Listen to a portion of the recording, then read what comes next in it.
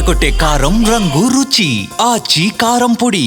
నందమూరి నటసింహం బాలకృష్ణ హీరోగా బోయపాటి శ్రీను దర్శకత్వంలో తెరకెక్కిన అఖండ 2 బాక్సాఫీస్ వద్ద దూసుకుపోతుంది. మొదటి రోజు మంచి ఓపెనింగ్స్ రాబట్టిన ఈ సినిమా వీక్ డేస్ లో కూడా డీసెంట్ కలెక్షన్స్ రాబడుతోంది.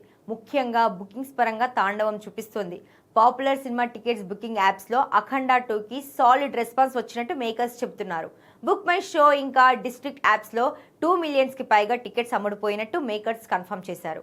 అయితే కలెక్షన్స్ పరంగా కాస్త డిలే పడినట్టుగా ట్రేడ్ వర్గాలు చెబుతున్నాయి. తొలి రోజు ప్రీమియర్లతో కలిపి మొత్తం 30 కోట్లకు పైగా వసూలు చేసిన అఖండ 2 ఫస్ట్ వీకెండ్ వరకు భారీ వసూలు రాబట్టి ఆ తర్వాత తెలుగు రాష్ట్రాల్లో బీసీ సెంటర్స్ లో మంచి ఆదరణ లభిస్తుంది.